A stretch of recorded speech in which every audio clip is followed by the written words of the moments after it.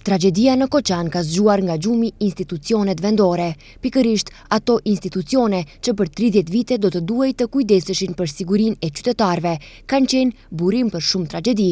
Shumë prej tragedive në të kaluarën ndodhen se institucionet nuk kryenin kontrole, jepnin leje për licenca të falsifikuara dhe tërë kjo skem e krijuar vazhdonte pa u hetuar nga askush. Tani paralajmërimet janë se do të shtohen kontrollet dhe nuk do të ketë tolerancë ndaj askujt. Së fundmi në kontrollet që po realizohen në objektet hotelerike janë të kyçur edhe drejtoria për mbrojtje dhe shpëtim. Nga kjo drejtori paralajmërojmë se kontrollet do të realizohen fillimisht në objektet që frekuentohen më shumë, siç janë shkollat, qerdhet, objektet fetare e kështu me radhë. Në bashkëpunim me njësinë territoriale kundër zjarrit me komandantin e saj Avni Ahmeti diskutuam mundësinë që nga java e ardhshme të fillojmë kontrollet për shkollat e vendit tonë, pasi aty është vendi më i frekuentuar dhe ku rrinë më të dashurit tanë, fëmijët tanë me qerdhet. Pastaj dal nga dal mendojmë të vazhdojmë edhe në për objekte fetare si kisha dhe xhamit. Dhe pastaj në për komplekse dhe kështu me radhë. Por çfarë kushte duhet të plotësojnë objektet që të mos jenë rrezik potencial për jetën e qytetarëve? Ato do të kenë si bazë hidrantet, aparatet kundër zjarrit, të kenë ato shenjat për dalje, të kenë dyert rezervë për godile që dyert emergjente.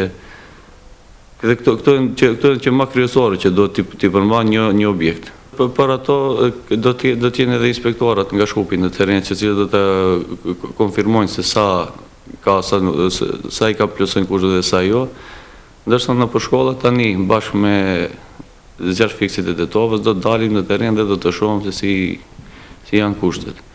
Por problemi është tek për shembull te shkollat se cilat shumica i kemi edhe me dikate që janë. Shohim aty se sa janë të plotësuara kushtet për mbrojtje nga fatkeqësitë e zjarrit.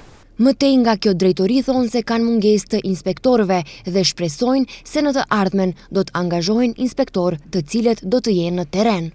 Drejtoria për mbrojtje dhe shpëtim në Tetov ka mungesë të inspektorëve gati vite me radhë, por tani kohën e fundit kemi biseduar me drejtorin general Gjevat Selami, me të cilin kemi arritur në përfundim se do tani edhe në Tetov të kemi inspektor dhe shpresoj që në të ardhmen të afërt do të kemi 2 apo 3 inspektorë në Tetov, me të cilët do të funksionon edhe më mirë drejtoria për mbrojtje dhe shpëtim, njësia rajonale e Tetovës.